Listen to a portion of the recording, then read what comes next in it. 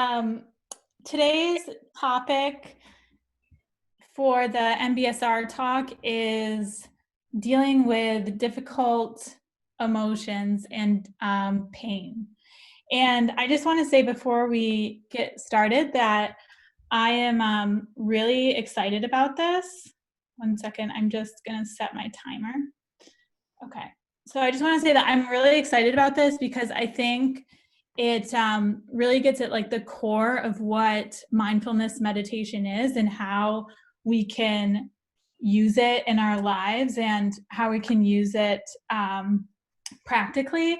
And it's something that in my own meditation took me a really long time to fully grasp. And yeah, so I just wanted to say that it is something that is hard to grasp what it means for yourself. And that like through meditation and through the practice, we can begin to understand that. And I've just found it so beneficial. So one of the talks started off one of the videos started off in kind of categorizing our suffering. And the first category was primary suffering, and which they defined as it was primary suffering and secondary suffering. And I thought this did a good job at breaking down how our suffering like compounds. And so primary suffering is the unpleasant sensations or experiences that we have. And then by resisting that, we amplify that, which then leads to our secondary suffering, which is described as the emotional or physical reactions to the primary suffering, so to that object or to that stimulation. And the framework then goes on to explain how mindfulness meditation is a way to combat that and to overcome those sources of suffering. So apply mindfulness meditation to the primary suffering, you're accepting your experience, you're accepting the sensations, you're accepting what is happening to you right now. And then when you apply the mindfulness to resistance, what happens is the primary suffering softens, maybe it even dissolves in a way by paying attention to it and by engaging with it instead of pushing it away. And when you apply mindfulness to the secondary suffering, which is the emotional and physical reaction and the response that we have to it, we can reduce or even like with time kind of like overcome the secondary suffering. So it's no longer being compounded every time we experience something. And in the video, I thought it was a good visual. They showed like a person sitting in a woman like sitting in a seat, and I think on her lap was a meditation cushion. So then that's kind of depicting the primary suffering. So you have this thing that you can kind of like feel, and it's there, and it's like a burden. And then the second image was like a stack of those like meditation cushions. So it's like this stack, on her lap. And it's by kind of like pushing the initial pain or the initial problem away that our suffering just compounds and it just gets bigger and bigger. And it's very counterintuitive for us to want to go into that instead of pushing that away. And one thing I wanted to bring up too, or just kind of emphasize, is that suffering or unsatisfactoriness is in kind of like feeling these negative, uncomfortable emotions or physical pain in our body. It doesn't have to be an emotion. It can also be a physical pain, is all normal. And that is something that everyone experiences, and it's not wrong. And if we meditate and we experience these things, we're not doing it wrong. And I'm actually in like another group, and another like meditation group. And one thing that we were talking about in that group tonight that also relates here is that like evolutionarily, we are kind of, in terms of like natural selection, we're made, or we've like evolved to have these like irrational fears to like protect and to save ourselves. So like early humans, you know, would have a fear of being attacked by another animal. We have these kind of like irrational fears.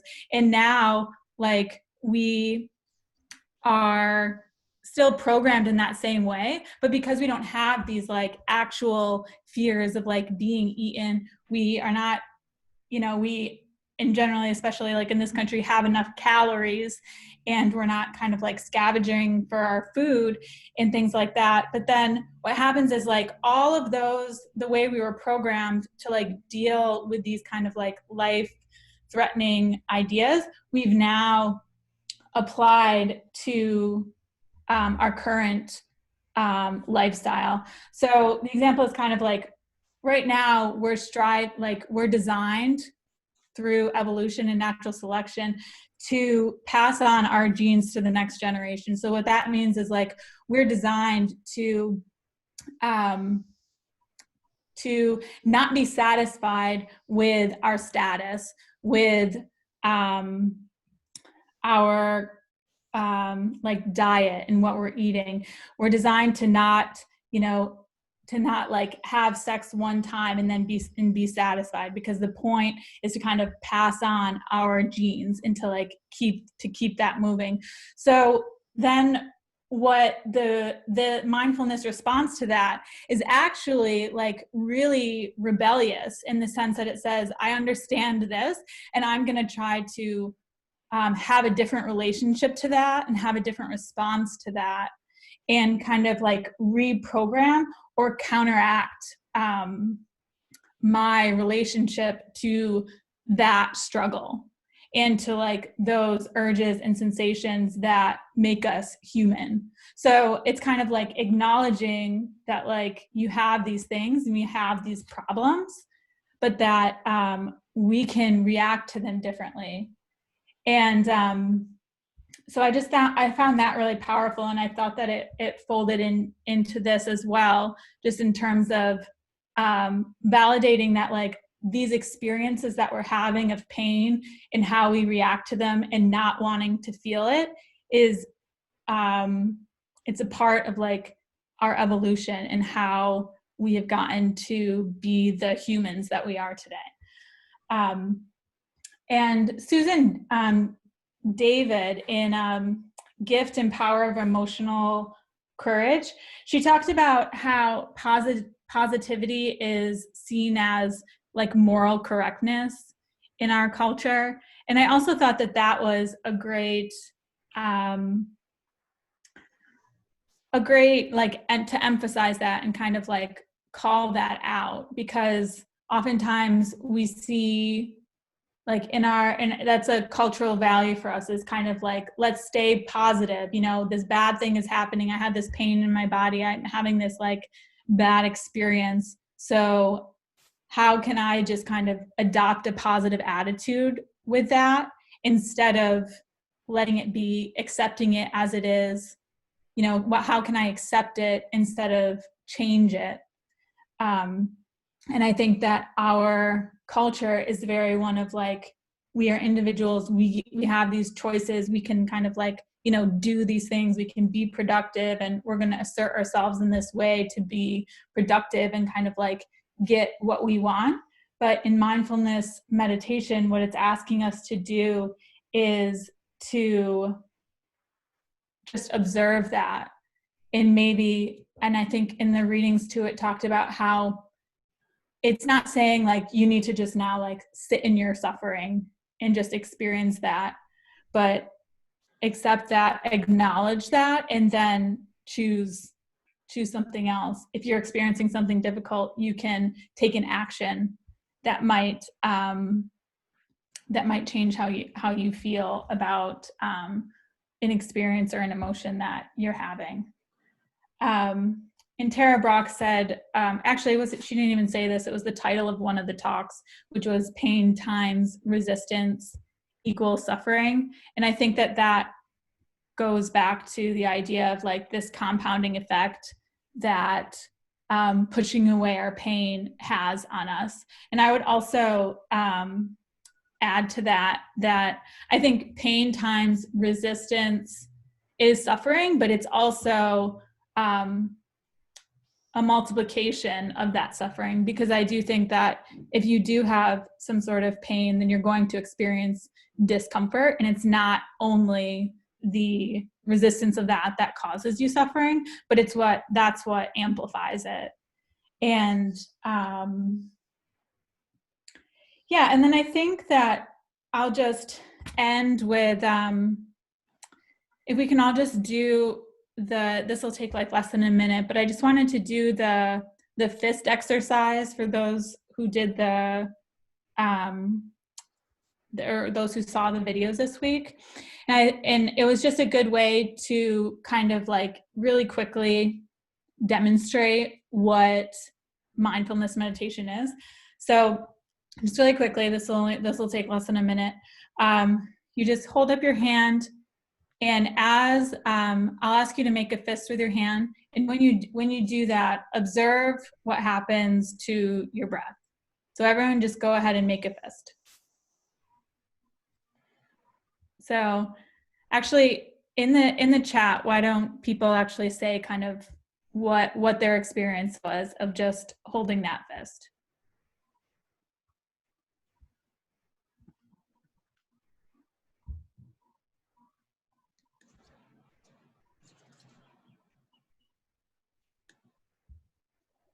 Yeah, so Izzy says, my breath slowed down. Jim says, tightening of my chest. Joseph says, holding my breath. Sanjay, not much different. I didn't tighten my fist. So yeah, Noel says, I stopped breathing. So all of those things, I think, show that our breath changed. There was some sort of response. So there's some sort of connection between what we're doing with the body and what's happening with our breath. And I think like through mindfulness meditation, we can bring attention to that. And then at the same time, if you're holding a fist, we won't do this as a group, but if you're holding your fist and then you start to intentionally breathe and like slow the breath down, then what you'll notice is that with that, your fist starts to open, or it starts to release, I should say. And so then again, it just brings attention to the mind-body connection and how we can be present and aware of that. So I will stop there. And Shrikant is actually on another call. I think he was planning I'm just back. Okay, here he is. Hi. So you're done with the presentation? Yes. Okay. All right. So folks, it's time for questions. So you can go ahead and type your questions by putting, either you can put your question directly in the chat box, or you can type an exclamation mark, or you can raise your hand in Zoom.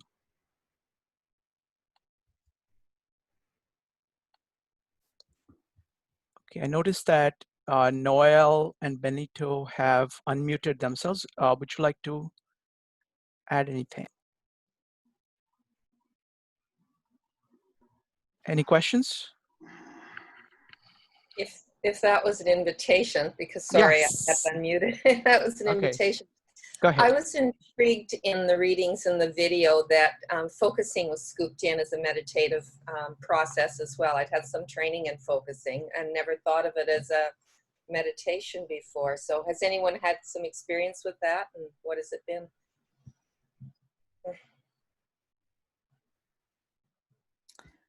I don't have experience with that, so I'll let Okay.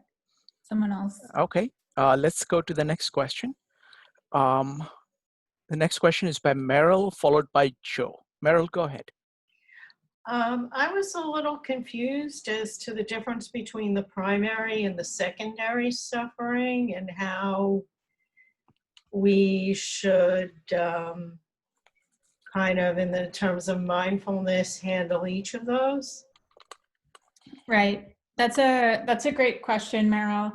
And so the primary suffering is our experience.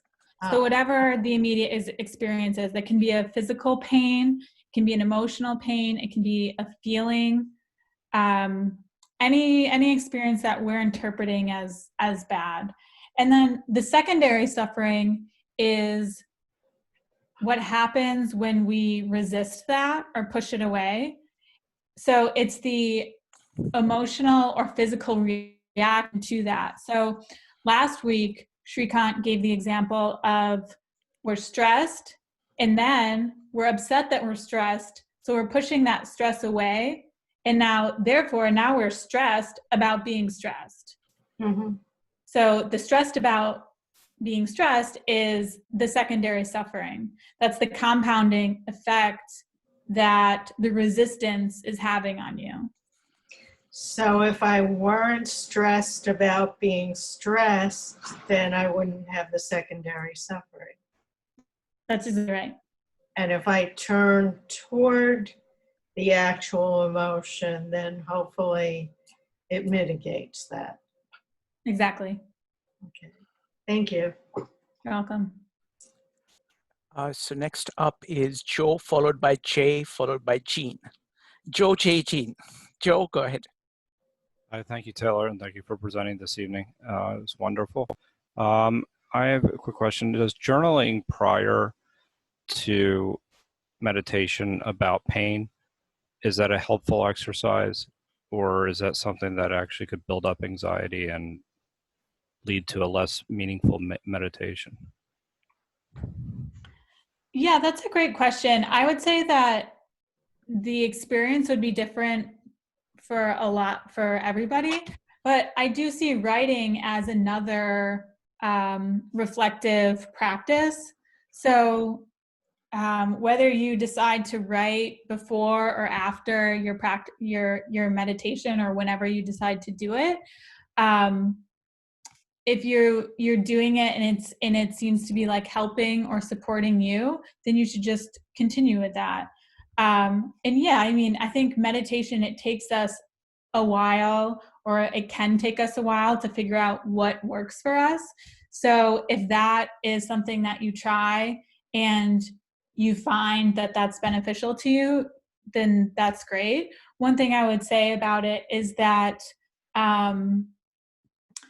to not then become attached to your writing in the same way that you can become attached to everything else. Like, I can only meditate, or I am only okay if I do this writing exercise, because I think that would be the opposite of what we're trying to achieve with mindfulness meditation, is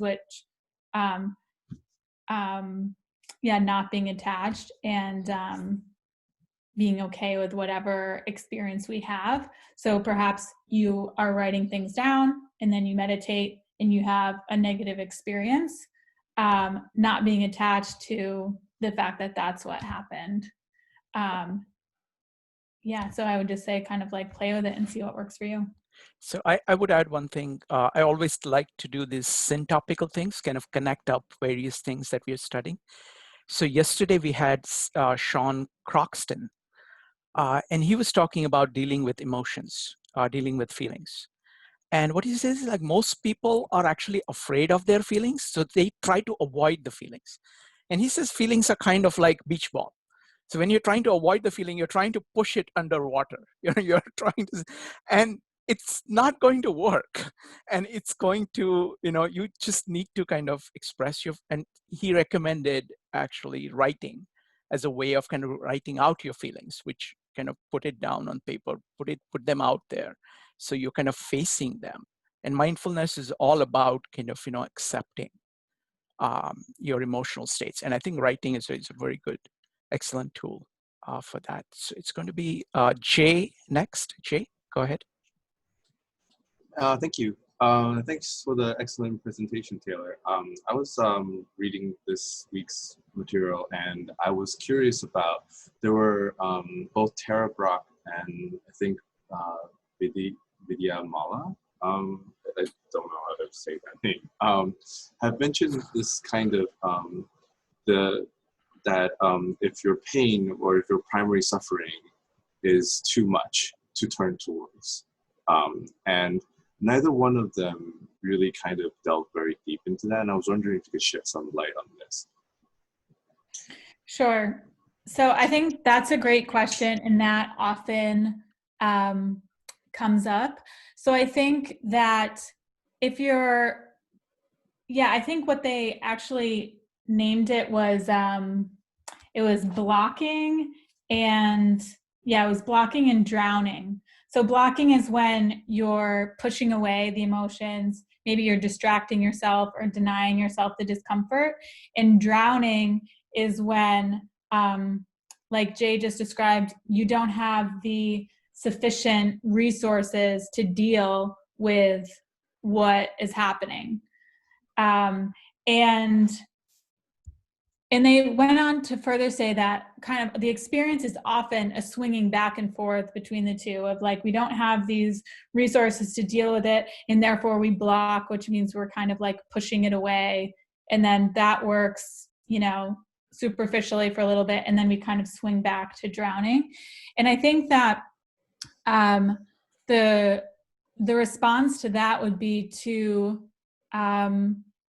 relax, to accept that maybe now is not the time to be mindful. And it actually outlined that in the reading. It was David Potter. I think it was the first reading that was in there. And he said that we have these, for example, like if you go through a traumatic experience or something happens in your life and you don't have the sufficient resources to deal with it, that you should actually table it until another time and say, I don't have this, I don't have the bandwidth right now to like take this on, but I'm gonna, deal with this at another time when I feel like I actually can go into it and I can kind of address that. So I think too, what mindful meditation helps us with is recognizing when that happens, like when we are healthy and clear enough to face these things, and when we kind of have to back off. And I think I'll end really quickly that, so if you go to on a 10-day retreat, you have the opportunity to practice this in a very like practical way, in the sense that if you're on like a 10-day silent meditation retreat, oftentimes always there's a meditation hall where everyone meditates together.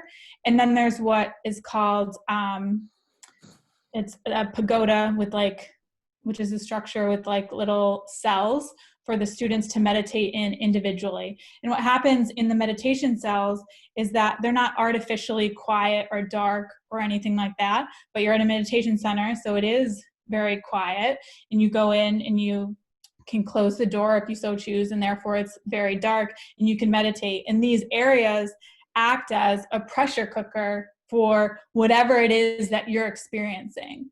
Whether that's something good, whether that's something bad, it's going to bring, the finest experience or the finest sensation to the surface and to your awareness.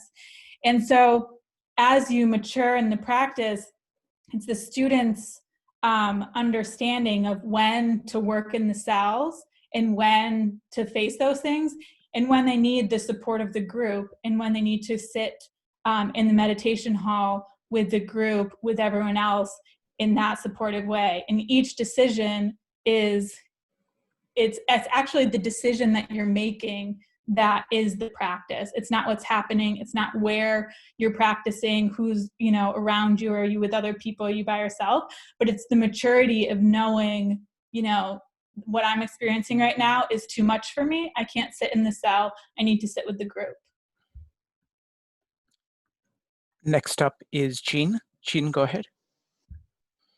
Yeah, so I was watching this video. It's quite interesting. I have a question because they mentioned, I think the woman who gave the lecture mentioned about the pain she's suffering and how she accepting it instead of rejecting it, and then let it go through her. So I just wondering, you know, then it doesn't bother her anymore. So I have this, and I see her, she's in the wheelchair. So she's constantly experiencing the pain. So I just wondering, you know, the pain sometimes is a signal for us. There's something wrong with our body. So I wonder if we're accepting it in the moment sense, it's good. You know, we don't rejecting it. On the other hand, we don't really figure out why they give us the signal, try to resolve it, you know. Because I have deal with a lot of problems with my kids. So I go to different doctors, I try to different things. It takes a long time to figure it out. So I use naturopath or Chinese medicine. So just wonder, you know, I believe our body is talking to us with different, through pain or whatever. So, and we need meditation to help us to cope with it. At the same time, we need to listen to we cannot just ignore it with different technique. We have to, you know, deal with it in a fundamental sense. That's something I want to ask. Yeah, I think that you, it seems like you actually have a good understanding and a good handle on it, that pain is a signal from our body that something is happening. And to just reiterate, it's kind of like when we push that away, it amplifies that. But just because we experience it, what we learn in mindfulness meditation is that we can experience the pain, and then we can take the right action, which is what you're describing, of going to the doctor, doing the thing that we know will help that to like keep us healthy. You know, the whole practice is about keeping ourselves like fit and healthy, both like mentally and physically to the best of our abilities. And it's not about accepting like helplessness. If anything, it's like very active. It's like, I am experiencing this thing. I'm accepting that it's like happening. And now I can make the right decision about how to deal with that and not be bogged down by our feelings or emotions, or, you know, pushing it away and pretending it's not there. Mm-hmm. John, you're next. I didn't have a question. Oh, okay. You had a comment about yeah. journaling. So yeah. Oh yeah, journaling. Yeah, I journal. I journal for a long time. I think like Shrikant was saying, it's complementary. It's working in the same area. I think they're just two different ways of getting at the same thing, in some sense. And sometimes I'll journal before I meditate. And sometimes I'll journal in the middle of the day unrelated to meditation. So sometimes if I'm in meditation and there's something that just keeps coming up, that might be an indication that I can write about it. And so they're just two sort of different tools for which to work with the content of thoughts. And so they're not antithetical. I don't think that if you meditate, you won't be a good journaler, or vice versa. I think that, you know, I found them both tremendously helpful. So. Okay, thank you. All right, so now we will go to the meditation. Jim, are you ready to lead us into a meditation? Yeah, definitely. All right, just a second, Jim. Sorry, I forgot. First, in order to do the transition, Easy is going to do a poem. Then we'll move to meditation, and then we will do the breakout groups for about 25 minutes. And then we'll come back and share our takeaways. That's the plan. Easy, it's over to you. Thank you. All right, everybody. I'm gonna put the last few times I forgot to put the poem in the chat so you could read along. So I'm gonna do that real quick. Okay. So I have another Kabir poem for you guys.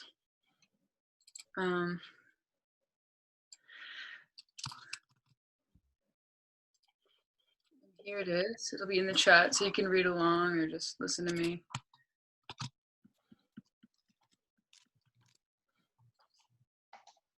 I talk to my inner lover and I say, why such rush?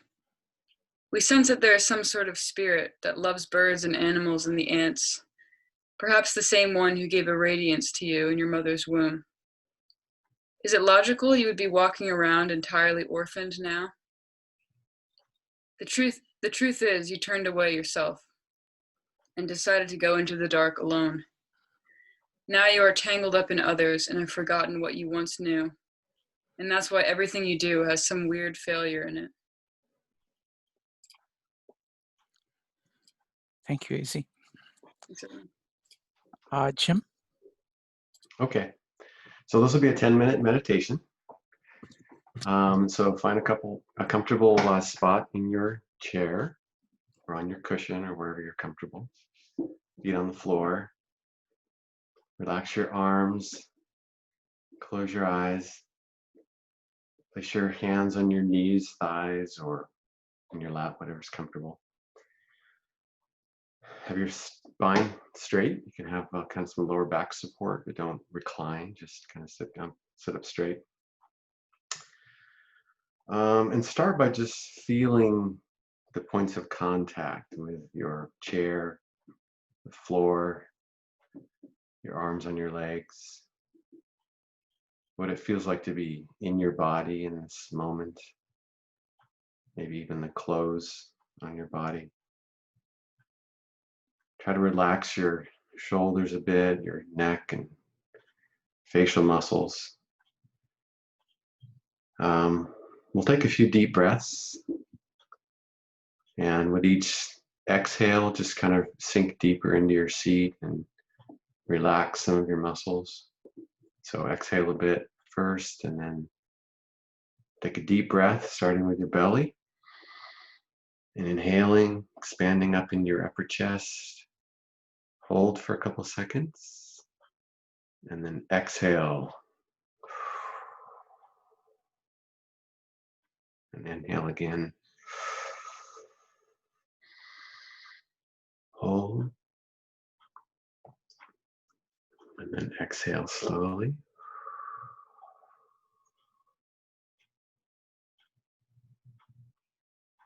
And then the third time, inhale. Hold. And then exhale through your mouth.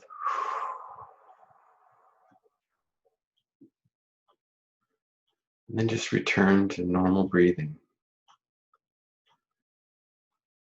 You can choose a specific aspect of your own breathing, whether it be the air passing past your nostrils or your belly movement to focus on. If you find yourself kind of trying to control your own breathing, just exhale by relaxing and then pause at the exhale and then wait for your body to decide to inhale. And this will kind of force you to relinquish control and let your body take over. And then you can just observe your own breath in your body's own rhythm.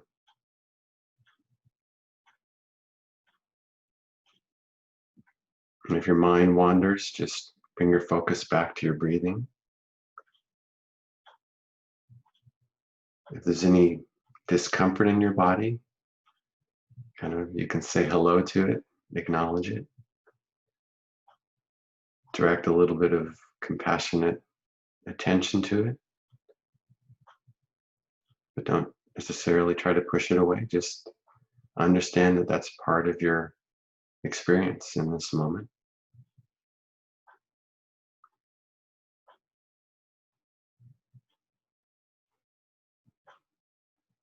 Now focus for a moment on any sounds in your environment. Maybe there's a computer or a ventilation fan that you can hear, a ticking clock maybe, the sounds of people or animals and the space they share with you.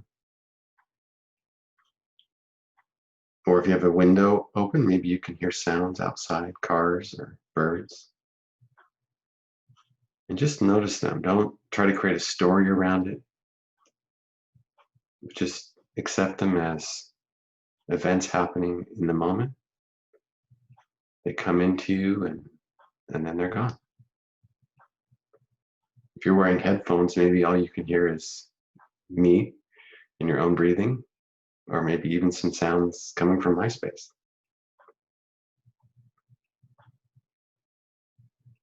As thoughts arise, just try to observe them as thoughts. Your brain's just doing what brains do, thinking. Take a breath, go back to your breathing, and allow the thought to just kind of fade, like steam coming from a teapot. If an emotion comes to the surface, notice where in the body you feel it. Is it a warm expansion in your chest, or it could be a tightness in your gut, or your heart and throat, or around your eyes? And just welcome it with some curiosity and try to push it away. Don't focus on the cause of the emotion. Don't analyze it. Just observe it. See if it changes. Does it move through your body? Is there a cycle to it?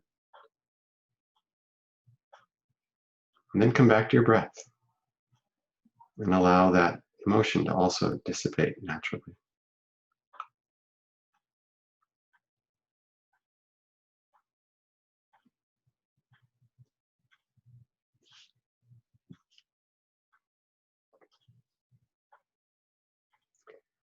Now we're going to do something a little different.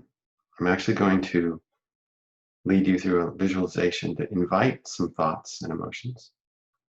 Now, the mere mention of that might create some emotion in you, but this won't be too challenging. We have the 4th of July coming up, and this year is going to be very different from the past. And I'd like you to just imagine that today is the 4th of July, and you are celebrating it in whatever would be kind of the traditional way for you, or maybe the kind of quintessential 4th of July of your youth. Now, if you don't celebrate the 4th of July, or you're not from the United States, maybe there's another summer celebration or festival that's meaningful to you, and you can go there. So just start to imagine that. So first, where are you? Is it a backyard barbecue? Are you out in front of your house, in the street, or in a cul-de-sac, at a park, or maybe at the beach? And what do you see around you? The people, decorations, food, flags, and different patriotic displays maybe. Are you participating, or are you just watching? What are the sounds that you hear? Fireworks, perhaps? The crackle and whistling and booming of fireworks near and perhaps far away. Music playing, people laughing, talking. And how about smells? The smells of food cooking maybe, or the smell of sulfur and the smoke that's drifting across the space. And what feelings are just coming up just from thinking about these things? Maybe some excitement or anticipation, some anxiety or fear perhaps. Are you concerned about safety, yours or others? So just notice where in your body these feelings manifest. Observe them.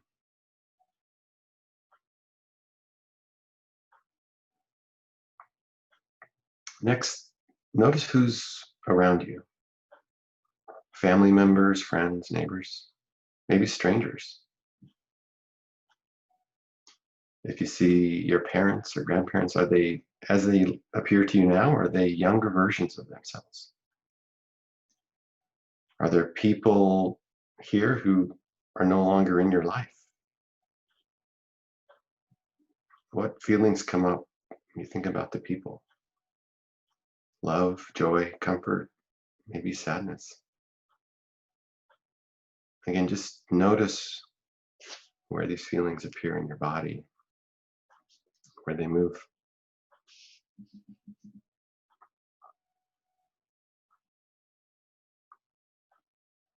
So just take a few minutes to take all of this in, all of these different aspects of your environment.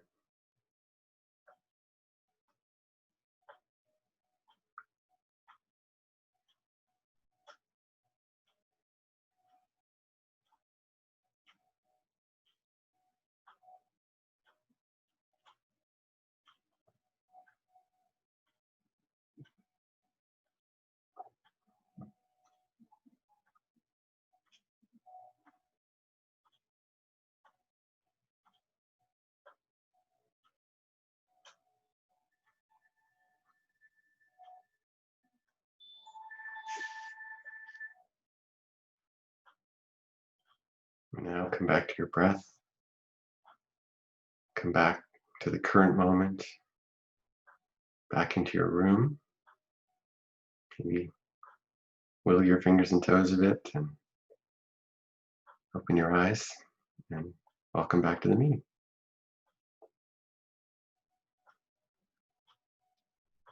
Wednesday is trash day. There's the sound from my room. Thank you. Thank you, Jim. That was a quick 10 minutes. Yes.